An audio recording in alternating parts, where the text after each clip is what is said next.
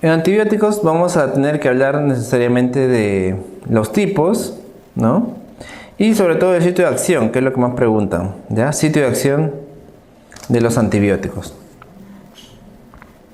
Como ustedes pueden ver ahí, los antibióticos pueden darse en cualquier movimiento de la enfermedad. Puede haber uso de antibióticos en la profilaxis, en la ausencia de infección, en la infección misma, en un periodo presintomático, incluso una administración empírica, ¿no? La administración empírica es la que usamos cuando no tenemos al germen, ¿no? Cuando no tenemos al germen aislado, simplemente damos un esquema que recomiendan las guías para determinado tipo de infección, por ejemplo neumonía, ¿no? Pero no tenemos al germen aislado. El definitivo es aquel que sí, ya tenemos al germen aislado, incluso a veces su sensibilidad. Y de luego viene la parte depresora o de resolución, ¿no? Que mayormente no se da, pues en algunos casos nomás, ¿no?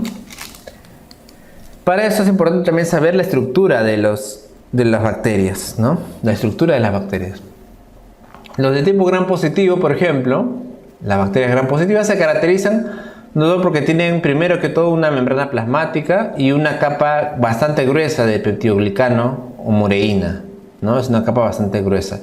Y poseen también en la superficie las llamadas beta-lactamasas. Mientras que las bacterias gram negativo, que es el otro gran grupo de bacterias, tiene doble membrana celular, le llamamos la membrana externa y la membrana interna. Y la capa de peptidoglicano se encuentra entre ambas membranas, siendo bastante delgada, ¿no? Tiene una capa de peptidoglicano bastante gruesa hacia adelante, más bien. Y poseen unas estructuras llamadas lipopolisacáridos, ¿no? Que se han considerado que son una de las más patogénicas, ¿no? Que existen. Por eso se dice que las bacterias gram negativas pueden tener un grado mayor de condición de sepsis, por ejemplo, ¿no? Ese es el elemento que les da la mayor patogenicidad, ¿no? Entonces, a nivel de sitio de acción podemos hablar que los antibióticos pueden actuar a nivel de la pared celular de la bacteria, a nivel de la membrana, a nivel de las proteínas o de los ácidos nucleicos, ¿no? Dependiendo del tipo de ácido nucleico que tenga la bacteria. Entonces, en el sitio de pared celular, cuando hablamos de pared celular, tenemos acá mayormente el grupo de los beta-lactámicos. Entonces nos preguntarán quiénes actúan a nivel de la pared. Los beta-lactámicos, ya que incluye a todo este grupazo en realidad, ¿no? Aquellos medicamentos que tienen el grupo llamado beta-lactámico. Están ahí, por ejemplo, las penicilinas, las cefalosporinas, todos los grupazos de la cefalosporina, los monobactámicos, los carbapenems, ¿no? Y también acá se encuentra el grupo de los glicopéptidos como la vancomicina y otros medicamentos como la cicloserina, la bacitracina y la fosfomicina. Los que actúan a nivel de la membrana celular, más bien, los que actúan a nivel de la membrana celular, aquí se encuentran, por ejemplo, el grupo de polimixinas y de los lipopéptidos, ¿no? En el caso, por ejemplo, de las polimixinas, acuérdate ahí que tenemos a la famosa colistina, ¿no? La colistina es un medicamento que se utiliza mayormente para tratar bacterias bastante resistentes, ¿no? Para tratar bacterias pero que son bastante resistentes, ¿no? Por ejemplo, una pseudomonas que es multidrogo resistente, por ejemplo, ¿no?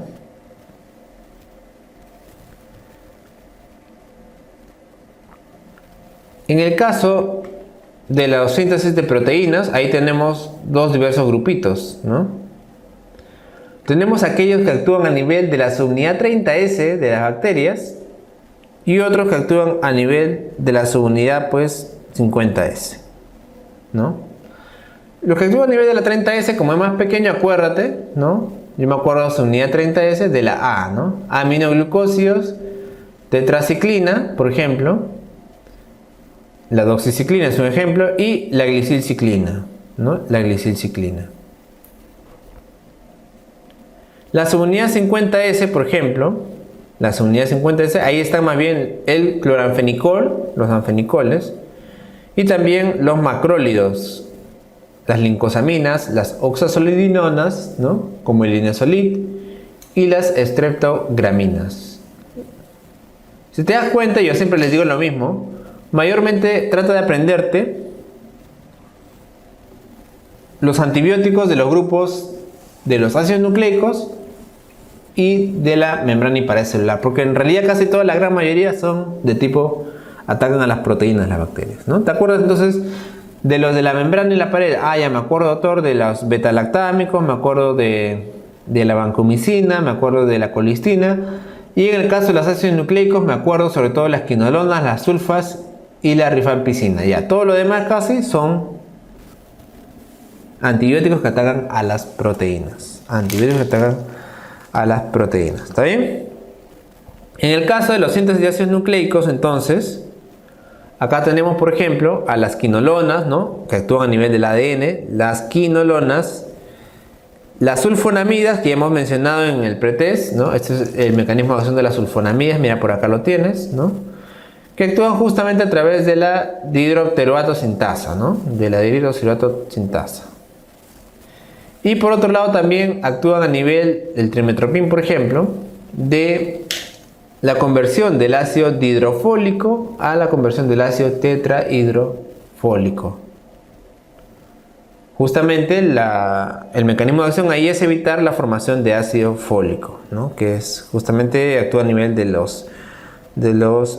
núcleo de las células de la bacteria. Entonces ahí tenemos a la rifampicina, también al metronidazol, ojo, y al trimetoprim mismo. Entonces, aprendiendo tú, como te digo, lo que es membrana, pared y núcleo, ya en realidad lo sacas lo demás prácticamente, ¿no? Porque casi todo lo demás en realidad es proteínas. Y acá les presento un resumen de todos los antibióticos, en realidad, que son bastantes, ¿no? Esto es un resumen de todos los antibióticos. Las sulfonamidas, ¿no? Mayormente se usan para el tratamiento de algunas infecciones específicas, ¿no? Anteriormente también se usaba también para gastroenteritis, ¿no? Solo que hay bastante resistencia, pero todo lo que era gastroenteritis, diarrea, ¿no? Pero también actualmente se usa para el Toxoplasma gondii y el Pneumocystis jirovecii sobre todo, ¿no? Que te da una neumonía particularmente especial en los pacientes VIH. En cuanto a los betalactámicos, existen las penicilinas, ¿no? Las penicilinas son las penicilinas pues más antiguas, las clásicas, ¿no? La benzilpenicilina, por ejemplo, ¿no? La fenoximetilpenicilina, esa de acá se usa mayormente para gram positivos. Luego están las penicilinas resistentes a las penicilinasas, ¿no? Que son las primeritas. Flucloxacilina, por ejemplo, que no se usa mucho. Luego se crearon las penicilinas de espectro ampliado, de espectro amplio, ¿no? Amoxicilina y ampicilina, por ejemplo, que son medicamentos para nosotros ya bastante básicos, ¿no? Acuérdate que la ampicilina, por ejemplo, te cubre la listeria, ¿no? Listeria monocitogenes. Y luego tenemos unas penicilinas, ya esas son bastante modernas, antiseudomónicas, por ejemplo, la piperacilina y la ticarcilina, ¿no? La piperacilina y la ticarcilina. Esas de aquí son penicilinas que sí me cubren pseudomonas, ¿ya? Luego, entre las más conocidas tenemos a las cefalosporinas, que vamos a hablar ahora, y a los carbapenems. Los carbapenems funcionan sobre todo para bacterias gram negativas resistentes. ¿Cómo se llaman esas? Las bacterias gram negativas BLE, Escherichia coli BLE, Klebsiella BLE, que producen BLE debido a las beta-lactamasas que producen de espectro extendido, ¿ya? Son bacterias, las mismas que conocemos, pero que producen beta-lactamasas de espectro extendido. Por lo tanto, son altamente resistentes y no se pueden combatir con otros antibióticos. En este caso tenemos que usar los carbapenem. Ahí está, ertapenem, imipenem, meropenem, doripenem. Otra característica importante, estos de aquí cubren pseudomonas excepto el ertapenem.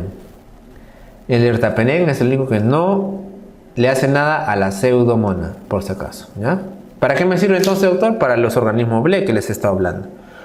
Los glucopéptidos, ahí está la vancomicina, por ahí vamos a hablar creo un poco más, ¿no?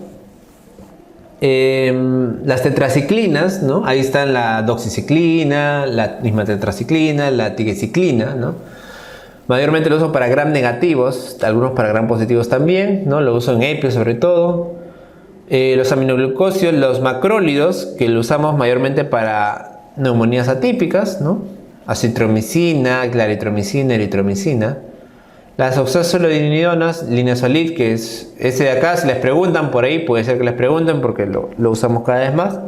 Lo usamos para Staphylococcus aureus, resistente a vancomicina, ¿ya? Staphylococcus aureus, resistente a vancomicina. Lincosamidas, ahí tenemos por ejemplo a la clindamicina, ¿ya? La lincosamida, ahí tenemos a la clindamicina, ¿no? Las quinolonas, ¿no? Que te vamos a hablar por ahí más adelante, y otro tipo de bacterias. Ahí están también el daño, digamos, que hacen a cada nivel, ¿ya? Y para resumir, ya que es algo que siempre les preguntan, vamos a hablar de algunos medicamentos antipseudomónicos, ¿no? ¿Sí? Nos preguntan a veces, doctor, ¿cuál le da a la pseudomona y cuál no? Ya, entonces para resumir, vamos a decir, antipseudomona tenemos penicilina antipseudomónica. ¿Cuál es? La ticarcilina y la piperacilina. Algunas cefalosporinas de tercera y cuarta generación, ahora las vamos a mencionar. Colistina, ¿no? Que es una polimixina. Muy bien. ¿Qué más? Fluoroquinolonas, ¿no? Algunas fluoroquinolonas, sí, sobre todo levofloxacina, moxifloxacina y la ciprofloxacina también en algunos casos, ¿no? También se puede mencionar acá a los aminoglucósidos, pero solos nunca se dan. O sea, puede ser que in vitro tengan algún tipo de reacción, pero solitos no se dan mayormente en combinación, ¿no? Y otro medicamento importante, pues los monobactámicos. ¿Cuál? El Aztreonam, ¿no? El monobactámico Aztreonam es un medicamento también que pertenece al grupo de los betalactámicos, ¿no? Pero es tan diferente en estructura que se usa en pacientes alérgicos a la penicilina. Es el único que, o sea, puedo usar también cefalosporina, pero con cierto temor. En cambio, el Aztreonam es un medicamento ideal para pacientes alérgicos a la penicilina, ¿ya? Y el Aztreonam también es un antipseudomónico, ¿ya? Esos de ahí son los principales. Muy bien, y muchas veces nos preguntan. Ahora, hablando de las cefalosporinas, vamos a ver. Las cefalosporinas tienen varias generaciones, también les encanta preguntar. ¿Por qué? Porque en realidad el orden a través de la generación me indica más o menos que los que son de primera generación, estos de acá más que todo me sirven contra gram positivos, y mientras se hacen más de tercera generación, son fármacos que me van a ir mejor para gram negativos, ¿ya? Los de primera generación, entonces tenemos a la cefalexina, a la cefazolina, cefalotina y cefadroxilo. Esos medicamentos, doctor, entonces los uso mayormente para gram positivo.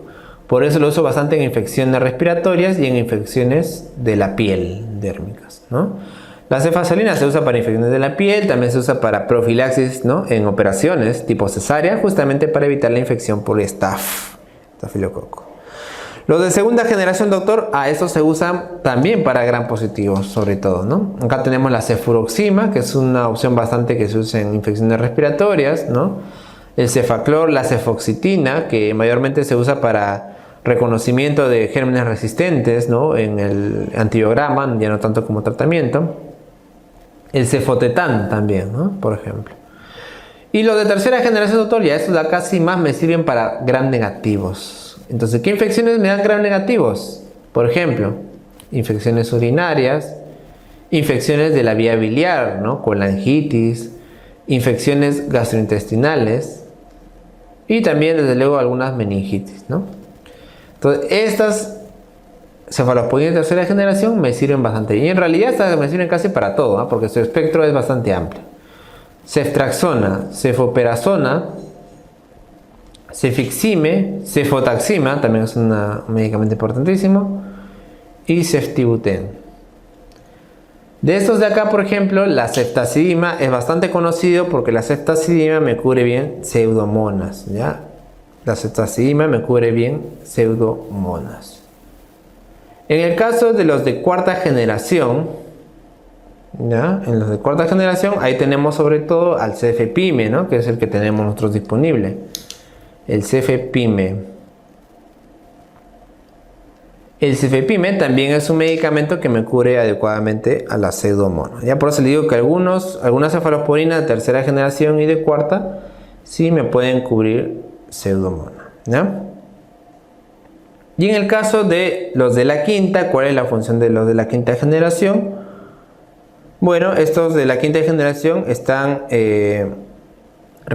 hechos sintetizados para supuestamente tener un espectro también amplio para estafilococos resistentes, ¿ya? Entonces la ceftarolina, el ceftobiprole, Son medicamentos que supuestamente, aparte de los gram negativos, también me cubren gram positivos y resistentes, ¿no? Sin embargo, su uso en la práctica no es demasiado adecuado, ¿ya? En realidad se ha visto que no son tan buenos, ¿no? Como puede ser, digamos, un medicamento netamente para estafilococo, ¿no? Como la vancomicina, ¿ya? Así que estos medicamentos en realidad que parecían que eran lo máximo porque cubrían de ambos lados, han resultado que no son tan importantes, ¿ya?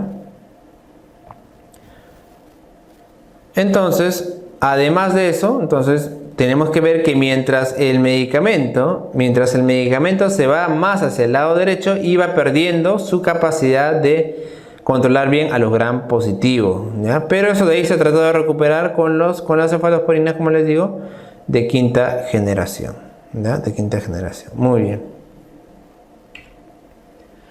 Entonces, las cefalosporinas normalmente también pueden ser susceptibles de generar resistencia bacteriana. Y en este caso son tres mecanismos fundamentales, ¿no?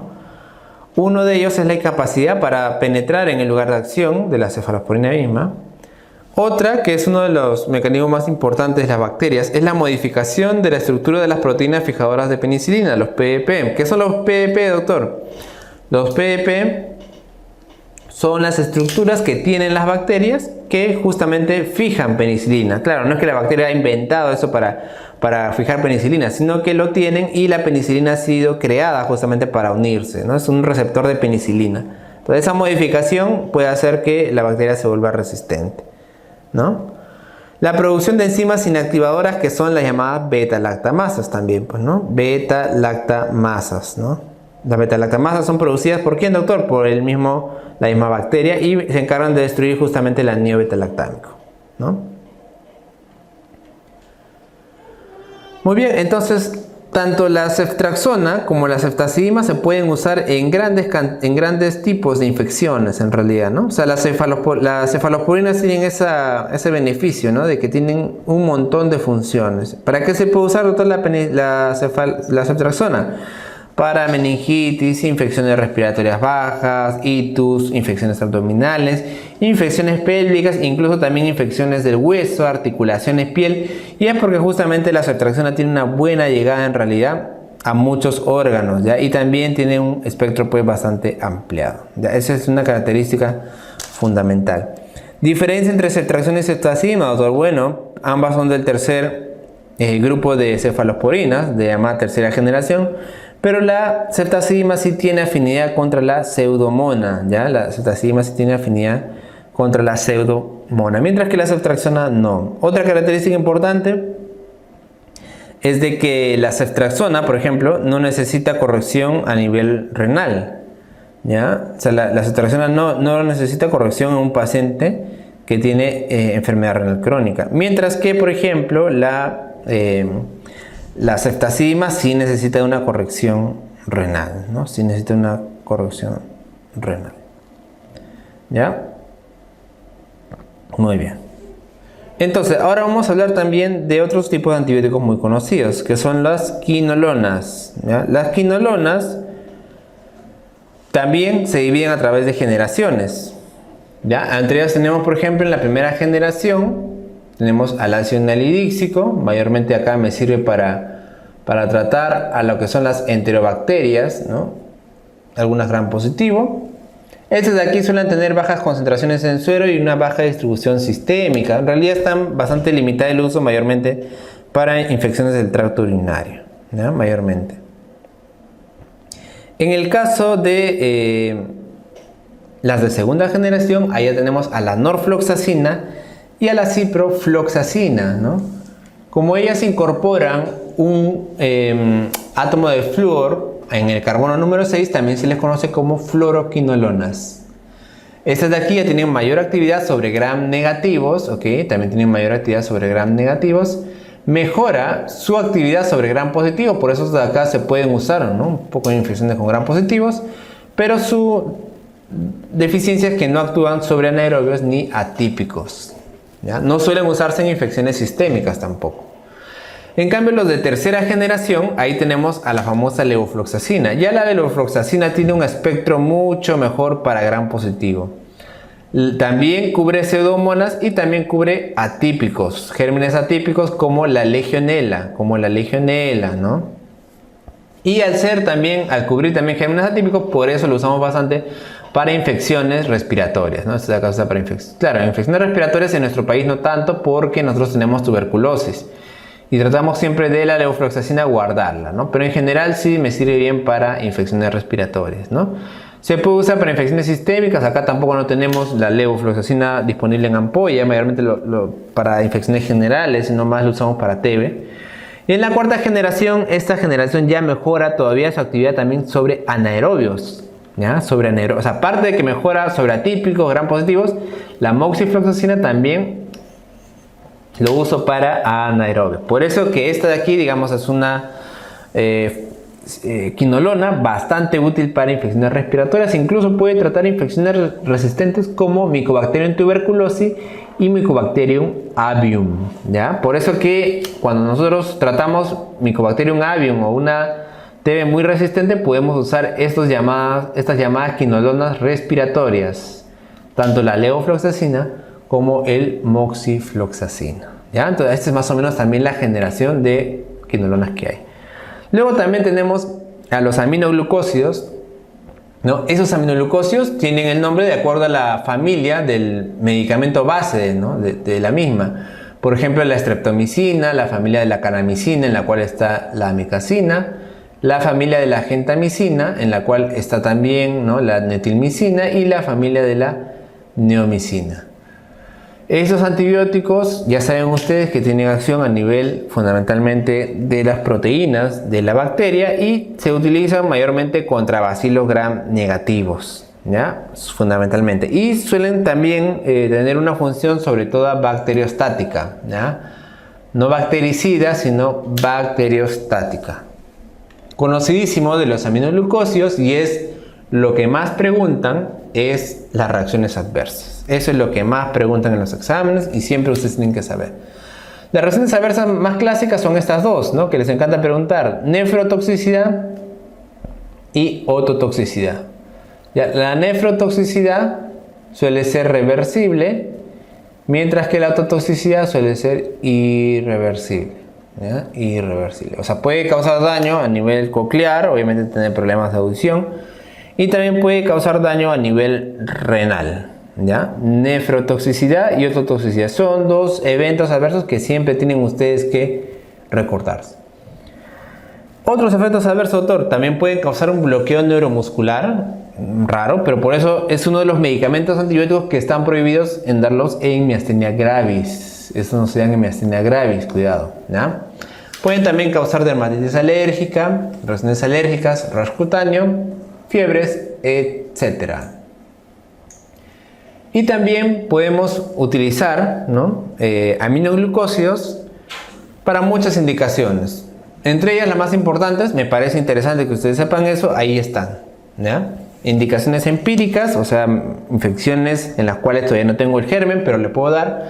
Fundamentalmente las infecciones bastante delicadas, ¿no? Las infecciones que se consideran delicadas, graves. ¿Cuáles son esas, doctor? Endocarditis, neutropenia febril, ¿no? Si has hecho séptico. También se podría usar en infecciones respiratorias, pero ahí sí mayormente los relacionados a pseudomonas, como le estoy diciendo, que me puede ayudar como potenciador más que como único medicamento. Y también en infecciones ocasionadas por gram negativo, ¿no? Tracto urinario, infección intraabdominal. Ya indicaciones específicas, ahí están, sobre todo si me preguntan, doctor, ¿para qué uso bacilo gram negativo aerobio? Bacilo gram negativo aerobio. Y también lo puedo usar en esquemas como la brucela, ¿no? Usamos doxiciclina y streptomicina, que también es un aminoglucósido. Podemos usarlo en gonorrea, en infecciones por micobacterias, en amebiasis, etc.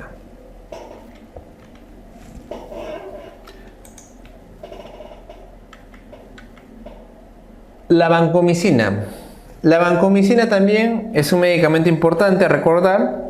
Interrumpe el proceso, el proceso de formación de la pared celular, formando un complejo con la porción de alanina del péptido precursor y evita la transferencia hasta la capa del péptidoglicano, ¿no? De esa manera impide la formación de pared celular. El bloqueo de la síntesis de peptidoglicano entonces ocurre en una fase todavía más temprana que el que realizan las penicilinas, por lo que no existe una reacción cruzada, una resistencia cruzada entre estos antibióticos. Doctor, o sea, ambos impiden la formación de la pared, sí, pero a diferentes niveles. Por eso que si un paciente es resistente a la penicilina, pues no tiene por qué serlo de ninguna manera a la vancomicina. Exacto. ¿Ya? En cuanto al espectro de la vancomicina, ¿qué bacterias son susceptibles, ¿no? Mayormente lo utilizo para Staphylococcus aureus. Claro, tanto sensible como resistente a la meticilina, ¿no? Pero desde luego que la indicación es que sea resistente a la meticilina. Doctor, pero si le doy un sensible a la meticilina, pues obvio que también le da, ¿no? Pero yo lo voy a usar solamente para el resistente, para una manera de ahorrar medicamentos, pues obviamente, y evitar resistencia, ¿no? También puedo usarlo en Staphylococcus coagulasa negativo, ¿no? Staphylococcus epidermidis. Tanto el sensible también, doctor, como el resistente a la meticilina, exacto. Otra indicación importantísima, otro gran positivo, ¿no? Que nos causa muchos problemas a veces en el hospital. Enterococo. Desde luego también los streptococos me caen con la vancomicina. Uy, ¿qué pasa acá? Streptococo. Uy, ¿qué pasa acá? Streptococo, ya, Streptococo viridans, por ejemplo, y desde luego también el neumonio, ¿no? Luego también el Bacillus del anthrax, ¿no? El Bacillus anthracis y el Clostridium difficile también, doctor. Ah, ya sí. Yo he escuchado por ahí que se usa el Clostridium difficile, además del metronidazol. Exacto. ¿Y para qué se utiliza? ¿En qué condiciones clínicas, digamos, podemos darla? Bueno, podemos darla sobre todo en infecciones por Staphylococcus aureus, ¿no? Ya sean las infecciones relacionadas a catéteres, endocarditis, ¿no? Etcétera. Infecciones por enterococo, ya sabemos cuáles, ¿no? Infecciones por estreptococo y también por algunos órganos resistentes, ¿no? La enterocolitis, ocasionada por Clostridium difficile, normalmente se reserva para casos graves, ¿no? O fallos de metronidazol. Y entre los efectos secundarios, que también por ahí les puede gustar preguntar, pues tenemos reacciones sistémicas como fiebre, escalofríos y hipotensión, ¿no? La hipotensión es algo conocido por la vancomicina, flebitis en lugar de inyección, la reacción cutánea también que les gusta preguntar, el síntoma del hombro rojo, ¿no? Es un flashing generalizado, que para evitarlo nosotros normalmente está indicado la infusión de vancomicina en 1 o 2 horas, ¿no? O sea, para evitar ese tipo de reacciones, que el paciente se le venga la hipotensión, medio que se desmaye, o el síndrome del hombro rojo, tenemos que pasar el medicamento, pues no rapidísimo, sino por lo menos en 2 horas, ¿ya? Hay otros efectos que ya quizás no dependen tanto de la infusión, por ejemplo, alteraciones hematológicas, neutropenia y trombocitopenia, y también pudiera dar ototoxicidad y nefrotoxicidad, pero en realidad no suelen preguntar por estas reacciones, porque en realidad no es tan frecuente, pero sí la nefrotoxicidad hay que verla y por eso hay que por ahí controlar a los pacientes, ¿no? Más o menos la creatinina cada cierto tiempo, ¿no?